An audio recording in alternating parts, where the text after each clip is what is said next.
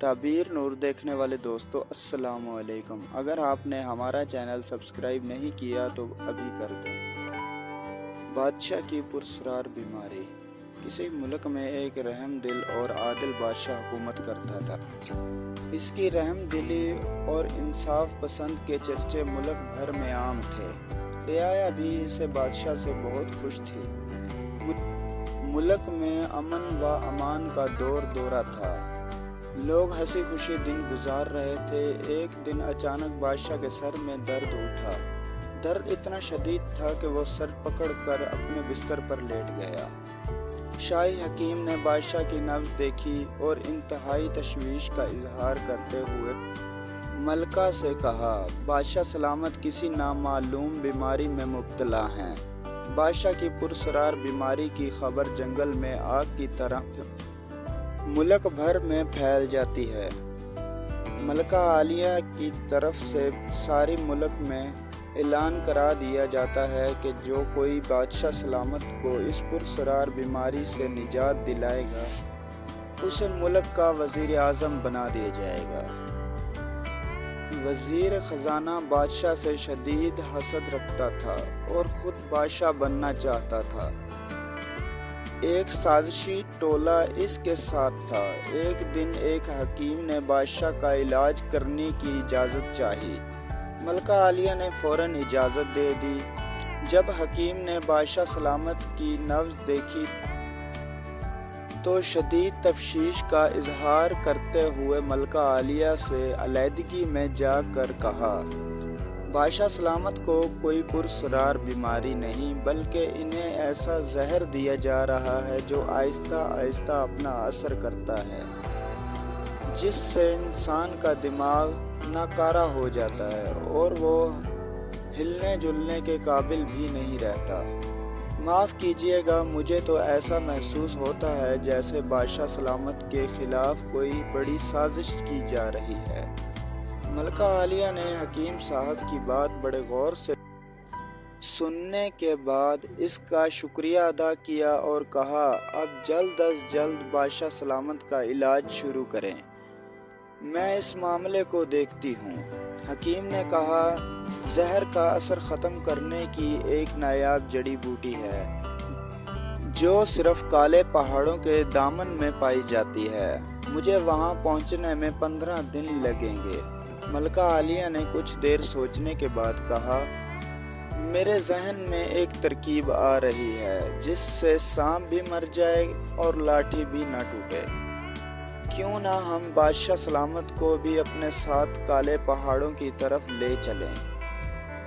اس سے بادشاہ سلامت کی آب و ہوا بھی تبدیل ہو جائے گی اور ہمارا قیمتی وقت بھی بچے گا۔ روانگی سے پہلے راستے میں اپنے وفادار سپاہی مورچوں میں بٹھا دیں گے۔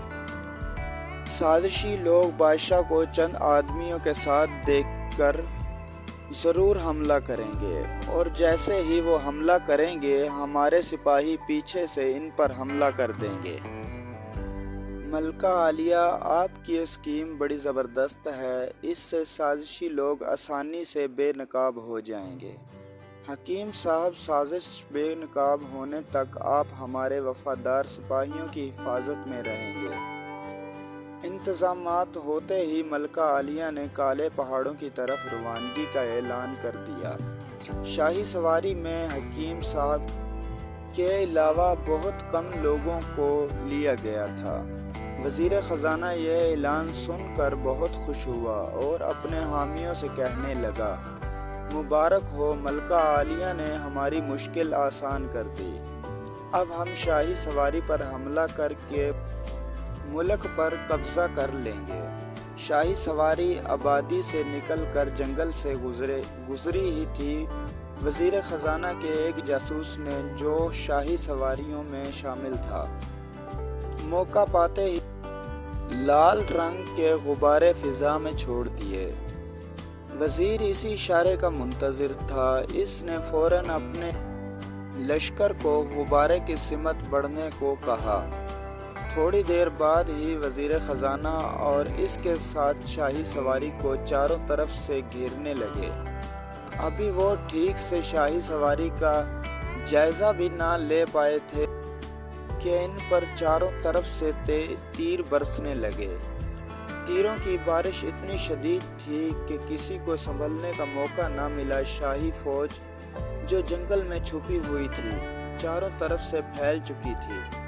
वजीर खजाना बदहवासी में इधर उधर भाग रहा था। इतने में सिपा सलार तेजी से इसकी तरफ आया। इसे देखते ही वजीर खजाना माफिया मांगने लगा। मुझे माफ कर दो, मुझसे बहुत बड़ी गलती हो गई। तुम्हारी सजा या माफी का फैसला तो अदालत करेगी। फिलहाल तो अवाम का फैसला सुन लो। मतलूबा बूटी हासिल करके शाही लश्कर दोबारा शहर में दाखिल हुआ।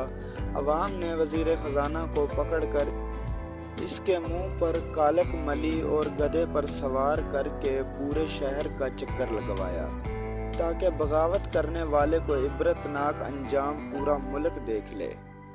इस तरह हसद की आग में जलने वाला वजीर खजाना खुद अपने खोदे हुए गड्ढे में गिर गया। अगर आपको हमारी ये स्टोरी पसंद आई हो तो हमारे चैनल को सब्सक्राइब करें और साथ में दिए गए घंटी के निशान को ऑल पर सेट कर दें ताकि हमारी आने वाले नए किस्से, कहानियाँ, पहेलियाँ आप तक बर वक्त पहुँचती रहेंगी। आपका बहुत बहुत शुक्रिया। खुदा हाफिज़।